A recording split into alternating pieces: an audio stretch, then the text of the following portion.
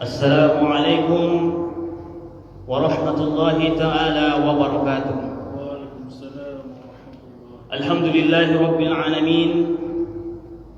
Wassalatu wassalamu ala ashrafil anbiya'i wal mursalin Sayyidina Muhammadin wa ala alihi wa sahbihi ajma'in. Ashhadu an la ilaha illallah wahdahu la sharika lah وأشهد أن محمدًا عبده ورسوله لا نبي بعده. اللهم صل وسلم على سيدنا محمد وعلى آله وصحبه أجمعين. سبحانك لا علم لنا إلا ما علمتنا إنك أنت العليم الحكيم. رب اشرح لي صدري ويسر لي أمري واحلل عقدة من لساني يفقهوا قولي. اللهم انفعنا بما علمتنا وعلمنا ما ينفعنا وزدنا علما. Bapak Ibu jemaah masjid yang senantiasa dirahmati Allah, untuk melanjutkan kaji kita yang telah lewat-lewat, sebelum itu tidak lupa saya memberitahukan kepada kita agar senantiasa bersyukur kepada Allah Subhanahu wa taala. Selawat beriring salam, begitu juga tidak jenuh di antara kita untuk menghadiahkan ke ruh junjungan kita Nabi besar Muhammad sallallahu alaihi wasallam. Bapak Ibu yang senantiasa dirahmati Allah, karena tidak beberapa lama lagi kita akan memasuki yang namanya Ramadan. Di bulan Ramadan itu ada kekhususan yang Allah berikan di dalamnya, termasuk adalah melaksanakan iktikaf. Dalilnya surah Al-Baqarah ayat 125. Antahhiru baiti lit-ta'ifin wal-'akifin. Bersihkanlah rumahku bagi orang-orang yang tawaf dan i'tikaf. Dalil yang lain surah Al-Baqarah 187. Wala tubashiruhunna wa antum 'akifuna fil masajid. Dan janganlah kamu menggauli mereka, maksudnya ini adalah pasangan-pasanganmu, padahal kamu dalam keadaan iktikaf di dalam masjid. Jadi di sini memang sebagaimana para ulama menilai bahwa iktikaf itu adalah sangat disunnahkan, tetapi yang paling sangat disunnahkan sekali adalah di malam dari 10 bulan Ramadan atau 10 akhir dari malam-malam Ramadan. Sebagaimana Al-Imam Taqiyuddin Al-Hisni rahimahullah menyebutkan di dalam kitabnya, al-i'tikaf mustahabbun. Mustahabbun di sini kalau kita lihat secara bahasa adalah sangat disukai sekali. Sebagaimana Imam Nawawi menyebutkan dalam kitab Minhajut Talibin adalah hukumnya sunat muakkad. Nah, di sini kita lihat sebagaimana juga Syekh Muhammad Nawawi Al-Bantani menyebutkan di dalam kitabnya Nihayatuz Zain. Apa kata beliau? Ternyata iktikaf itu sangat disunnahkan sekali, apalagi malam-malam tertentu. Terkhusus sangat utama sekali adalah malam 10 hari dari bulan Ramadan, karena sudah dipraktikkan oleh Rasulullah sallallahu alaihi wasallam. Beliau menyebutkan, wa afdalul layali lailatul maulud syarif fal qadri fal isra fa arafah fa nisfi sa'ban fal id. Sebaik-baik malam, kata beliau, adalah malam yang pertama adalah malam dilahirkannya Rasulullah sallallahu alaihi wasallam. Sesudah itu malam yang paling baik adalah malam Lailatul Qadar. Nah, untuk menunggu inilah maka sangat disunnahkan sekali kita untuk beriktikaf. Malam yang ketiga adalah malam Isra, di mana Rasulullah diperjalankan dari kota Makkah sampai ke Baitul Maqdis, dari Baitul Maqdis menuju Sidratul Muntaha. Baru malam yang keempat adalah malam Arafah, baru nisfu Sa'ban, malam Id, Idul Fitri dan Idul Adha. Beliau juga mengomentari di sini, sebaik-baik antara hari dan siang adalah lebih baik malam. Ini dia. Nah, di sini pada malam hari ini kita akan membahas sebagaimana para ulama menyebutkan bahwa di saat kita mau iktikaf itu syaratnya ada dua. Yang pertama adalah berniat. Harus ada niatnya. Di saat dia mau iktikaf berniat. Baru yang kedua adalah menetap tinggal di masjid. Berapa lama menetapnya? Disebutkan oleh para ulama minimalnya lebih lama daripada thama'ninah di waktu sholat. Jadi kalau hanya lalu lalang saja dia dari masjid lalu keluar, itu tidak disebut dengan iktikaf karena tidak dibarengi dengan niat tadi. Adapun rukun-rukunnya itu ada 4. Yang pertama, diniatkan sebagai ibadah. Di saat dia berniat, maka niat iktikafnya itu adalah tujuannya untuk beribadah kepada Allah Subhanahu wa taala. Baru yang kedua, tinggal di dalam masjid lebih lama daripada thama'ninah dalam sholat. Ini yang kedua, tadi sudah disinggung. Yang ketiga, rukunnya adalah al-mu'takif, artinya orang yang beriktikaf. Orang yang beriktikaf di sini para ulama membuat syarat-syaratnya sebagaimana Imam Taqiyuddin Al-Hisni rahimahullah, begitu juga Imam Nawawi menyebutkan dalam kitab Minhajut Talibinnya bahwa ada syarat-syaratnya orang yang ingin beriktikaf. Yang pertama harus beragama Islam. Kalau tidak beragama Islam tidak diizinkan. Baru yang kedua adalah orang yang berakal. Jadi tidak diizinkan orang-orang yang tidak ada akalnya, atau mungkin ada gila-gila sikit-sikit, atau mungkin lari kilometernya. Ini tak diizinkan. Harus sempurna akalnya. Baru yang ketiga, bersih dari haid, nifas dan junub. Junub di sini adalah hadas besar. Di sini Syekh Muhammad Arsad Al-Banjari menyebutkan di dalam kitabnya Sabilal Muhtadin, bagaimana dengan orang yang tinggal di dalam masjid. Tiba-tiba orang ini berhadas, atau mungkin mohon maaf Bapak Ibu yang dirahmati Allah, di saat tidur di masjid itu tiba-tiba dia ihtilam. Apakah itu membatalkan i'tikafnya?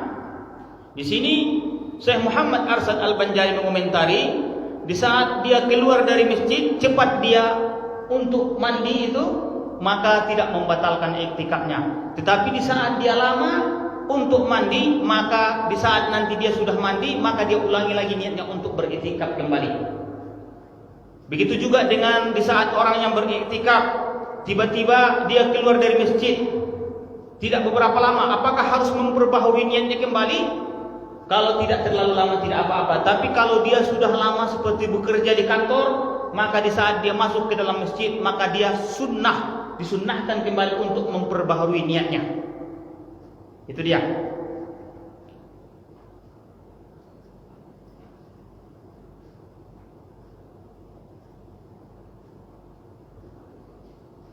Baru selanjutnya al-mu'takafu fih, atau tempat iktikaf seperti masjid, lebih utama adalah jami' yang diadakan di dalamnya ada sholat Jum'ah. Jadi kalau sekiranya ada bapak-bapak yang beriktikaf tidak keluar lagi dari masjid itu, cukup di situ saja. Kalau masjid bagaimana? Tidak ada jami', bolehkah? Boleh. Bagaimana dengan musholla yang ada di rumah? Apakah boleh beriktikaf? Tidak boleh. Ada aturan mainnya.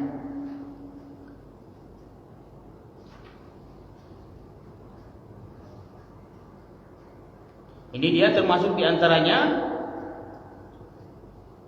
masjid atau jami'.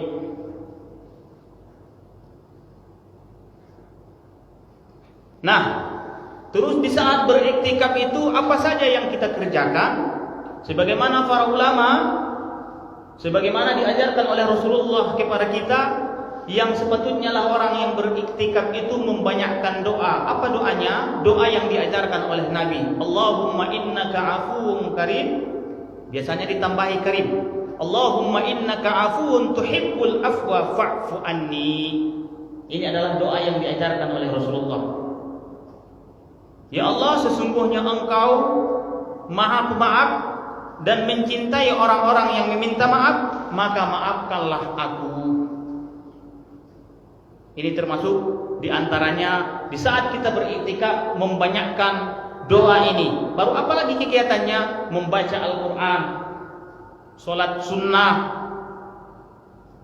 Jadi beriktikaf itu kadang-kadang kita lihat bukan untuk bersenang-senang, tapi sekedar saja. Biasanya orang yang beriktikaf itu tidur ala kadarnya. Kalau di sini kita lihat yang melaksanakan itu, kalau di Medan itu Masjid Agung, Masjid Abdullah, Masjid Jihad ya, Abdullah Lubis. Itu juga termasuk diantaranya banyak orang di situ beriktikaf. Apakah boleh anak-anak dibawa beriktikaf? Dengan catatan anak-anak yang mumais, yang bisa membedakan. Jangan anak-anak yang susah, nanti susah juga nanti dibawa, buang kotoran apa najisnya. Jadi anak-anak biarpun dia belum dewasa tapi sudah mumais, bisa membedakan mana yang baik dan mana yang buruk.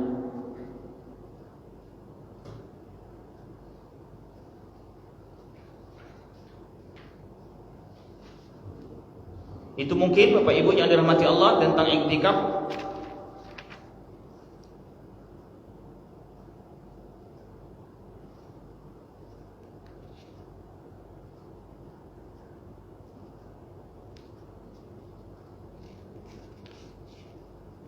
Jika ada yang ingin ditanyakan boleh silakan Bapak Ibu yang dirahmati Allah.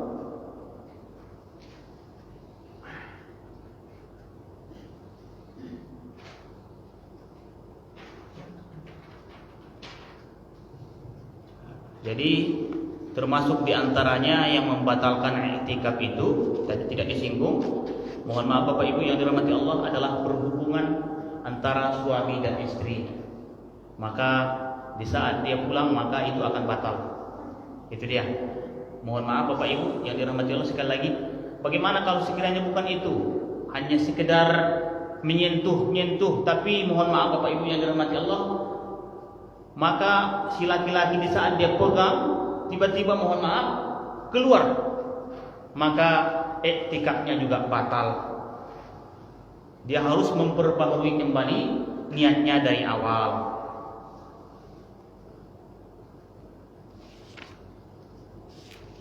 Mungkin dia.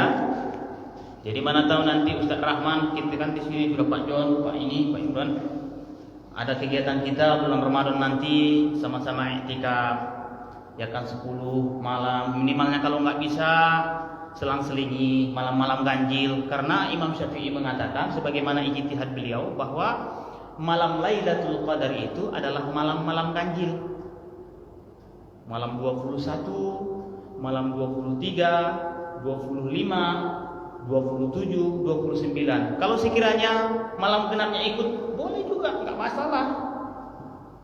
Ya kan? Sesekali kita bulan Ramadan, ngapain lagi kita? Ini termasuk di antara saudara-saudara kita yang lebih mengamalkan iktikaf ini adalah saudara kita dari jamaah tabligh. Mereka suka iktikaf itu.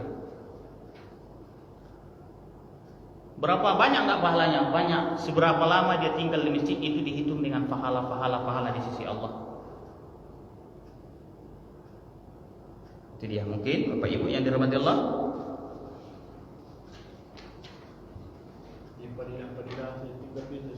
Ya. Banyak pahalanya. Kalau di dalam beberapa riwayat dari Aisyah, 10 malam terakhir itu Rasulullah itu biasanya jarang berubah, dan Rasulullah itu lama di masjid. Kadang-kadang di dalam beberapa riwayat makanannya sampai diantar ke masjid. Rasulullah seorang yang sudah dijamin, tapi kita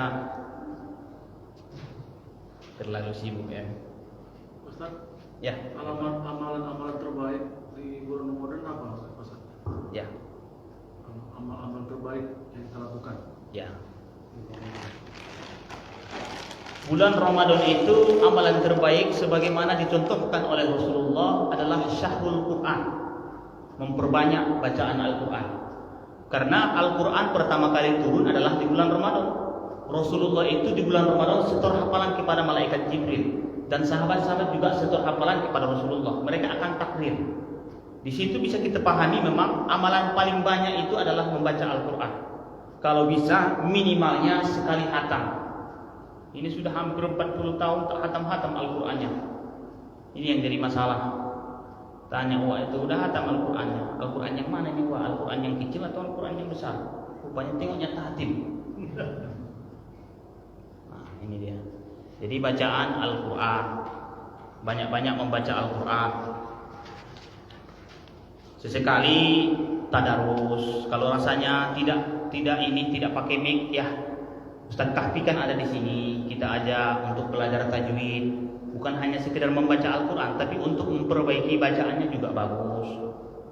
Ini tetap seumur-umur, mulai TVA tetap seperti itu membaca Al-Quran. Bilang taqabbalallahu minkum, taqabbalallahu minkum. Dari mana? Hanya mendengarkan waktu kanak-kanak, rupanya terbawa emosi. Wah itu pas 60 tahun sudah taubat, teringat lagi, balik lagi dia. Taqabbalallahu minkum. Pernah saya, bapak ini mohon maaf, bukan saya menyepelekan orangnya. Di Medan, bapak itu ketua pengajian. Tak tahu saya, rupanya wah itu tak bisa dibaca Quran. Dia pimpinan majelis taklim, pengajian wirid Yasin Tahtim orang itulah. Pas ada meninggal, dibacalah Yasin Tahtim. Berkebetulan wah itu yang membawakan Yasin. Ya Allah, dalam hati saya hancur. Rabbana wala tuhammilna ma la taqata lana bi.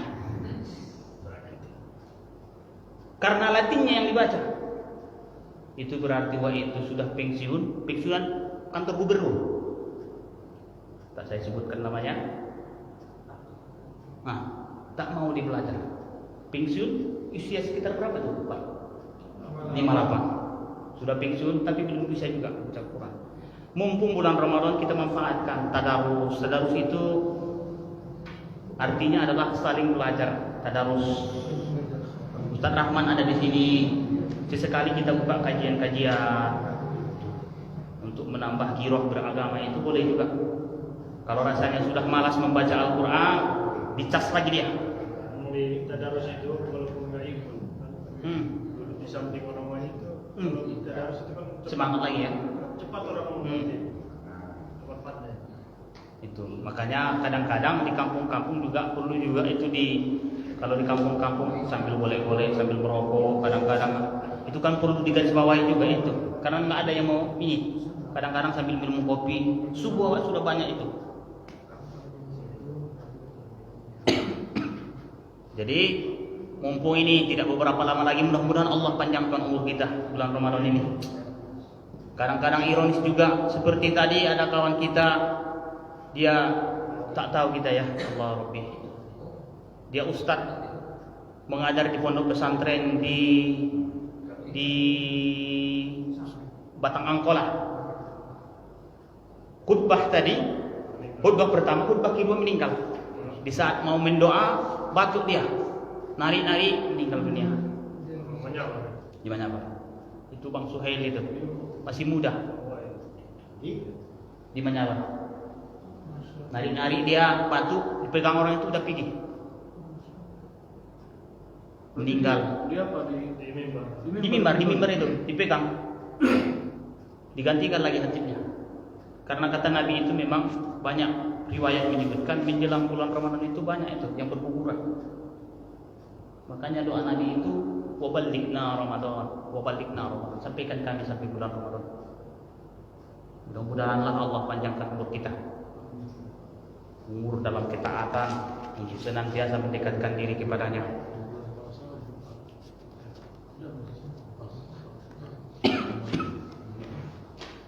Masih ada dari ibu-ibu yang dirahmati Allah? Jadi gini, Iktikaf itu biasanya Malam, siang pun boleh. Iktikaf maksudnya kalau apa kan kalau puasa ada waktunya. Ya.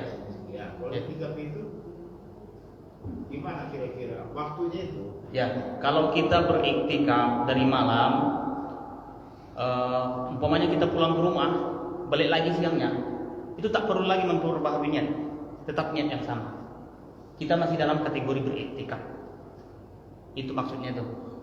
Kalau sekiranya kita pulang ke rumah atau mengambil sesuatu, balik lagi ke masjid, tak perlu lagi memperbarui niat. Di saat kita pulang ke rumah itu juga masih dalam pahala iktikaf. Itu maksudnya tuh. Jadi iktikaf itu bersambung Terus-menerus. Jadi kalau kayak gini Ustaz, ba'da tarawih di masjid dia Ya. dilakukannya qiyamul lail dan Ya. sebagainya. Sampai masjid itu kebetulan mengadakan katakanlah sahur diadakan. Ya. Sampai sahur dia di masjid. Habis itu siang dia beraktivitas seperti biasa. Ya. Malam dilakukannya hal yang sama sampai Ya. 10 malam terakhir. Ya, betul. Itu apakah termasuk iktikaf? Tetap. Cuman tadi kalau sekiranya kita kan rata-rata orang sibuk, malamnya iktikaf, sudah sahur sholat subuh, ba'da subuh pulang ke rumah, berangkat ke kantor atau ke ini tempat kerja. Kan itu sudah ada limit waktunya, sudah ada jaraknya. Nah, nanti di saat malam kita datang ke masjid, mau iktikaf lagi, niatnya iktikaf lagi. Berbaharui niat. Itu dia. Ini memang sudah lama ini cerita Pak Ikhwan ini, tapi belum terrealisasi. Pak Ikhwan sudah ada usulan-usulan untuk iktikaf. Perlu juga itu memang. Ini Ustaz sedikit. Yang C ini di sini bersih dari haid nifas. Tentu nggak mungkin laki-laki kan Ustaz. Ya. Jadi yang mau saya tanyakan, yang sunnah muakkad ini laki-laki atau ibu-ibu juga termasuk sunnah ketika Sunnah muakkad bagi kalau perempuan. dia sunnah muakkad siapa yang nyiapkan saya? Sahur di rumah kan? Ya. Itu juga ada. Kalau pulang ke rumah kan hanya sekedar saja. Kalau sekiranya pulang ke rumah, sekedar saja pulang ke rumah. Jadi kalau sekiranya istrinya pun ikut iktikaf, tak apa-apa juga. Tapi di sini memang karena nggak biasa, Laki-laki. masih ini sekali, masih agak-agak apa namanya tuh aneh, ya kan? Tengok orang. Di rumah. Tapi kalau sekiranya sama-sama iktikaf dibuat ininya. Oh, pakai apa takbir? Tabir. Pakai hijab juga ya.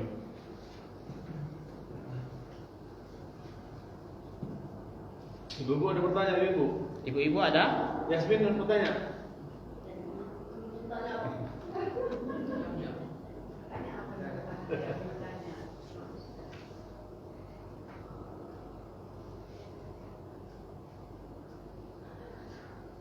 Ini terakhir ini pertemuan terakhir pembahasan iktikaf. Mudah-mudahanlah Ramadan ini terrealisasi. Kalau nggak bisa 10 malam, 5 malam. Kalau belum bisa 1 malam. Nanti cerita sama Ustaz Rahman kapan malamnya, ya kan?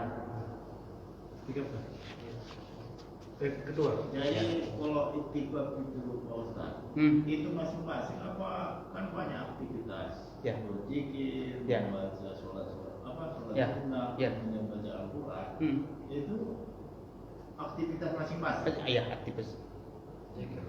Tak harus berjamaah, buat sendiri-sendiri. Mau ngaji Quran ke, mau zikir ke, mau ini, tak harus berjamaah. Sendiri-sendiri. Iktikafnya itu dengan menyiapkan berjam di masjid aja udah berpahala. Sudah berpahala. Sama seperti ini. Ini pun kalau niatnya tadi iktikaf itu dapat pahala. Masuk masjid, nawaitul iktikaf fi hadzal masjid sunnatan lillahi ta'ala. Kalau tapi itikaf dia Kalau di dalam masjid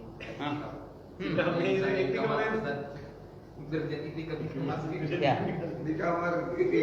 di kafe iktikaf terus itu. kebanyakan pahala. Dia iktikaf terus. Ya, iktikaf terus. Dia nanya di Itu kamar masih saya dibilang terus itikaf Ustaz, nggak? karena Kamu tuh karena kan pernah dibilangnya masjid itu hanya di dalam. Kalau di teras itu nggak masuk masjid kata. Ini memang ikhtilaf itu. Cuman dulu ada komentar seperti ini, apakah masjid hanya yang di dalam masjid? Dulu pernah ini ditanya, pernah menjadi perdebatan di antara guru waktu di pondok. Cuman pernah mereka bertanya kepada Tuan Nokoso, itu memang selama suaranya kedengaran, Ustaz ya. Selama kedengaran suaranya itu masih dalam kategori masjid. Makanya sebaik-baik masjid itu adalah yang tidak tertutup dia. Tapi ini cuman tertutup, AC-nya hidup. Pengambilannya kan orang yang rumahnya dekat masjid. Ya. Kalau ajab dan paming Ya. masih kedengaran ke rumahnya, Hmm. kan dia wajib Datang ke masjid ya. Sama dengan pertanyaan Nabi kepada Abdullah ibni Ummi Maktum yang bagaimana ya kedengaran kata Rasulullah, kedengaran tetap Ada wajib. rukhsah tetap di masjid. kalau sekarang pakai mic kan juga ya, pakai mic kedengaran dia juga. Kadang-kadang Itu mungkin ada lagi Bapak Ibu? Satu lagi Ustaz. Iya. Bagi laki-laki bulan Ramadan, Iya, ya. pada subuh tidur dia istirahat. Iya. Tahu-tahu dalam tidurnya itu mimpi dia. Iya, iya betul. Bagaimana kondisi puasanya? Ya. Memang di situ kan nggak sengaja, Ya, bukan betul, betul. keinginan dia. Iya. Apakah dia mandi langsung Hmm. tanpa membatalkan puasanya Iya. atau dibatalkannya saja? Ya. Kalau sekiranya ini puasa dia ihtilam mimpi basah, apakah dia batalkan puasanya? Enggak. Mandi wajib. Tapi mandi wajibnya itu tidak sama seperti mandi wajib. Iya, kan memasukkan air ke seluruh. Ya. Itu nggak seperti Dijaga kalau sekiranya agak memberatkan, jangan dibasuh. Kalau lebih khawatir dia nanti masuk ke kur-kur yang besar, itu batal. Itu tadi pembahasan sama Pak Jon itu tentang orang yang berpuasa dalam keadaan ihtilam, bagaimana caranya. Itu kan perlu juga. Karena Rasulullah di dalam Majmu' Syarhul Muhadzab menyebutkan pernah Rasulullah itu mandi di saat ini matahari sudah naik.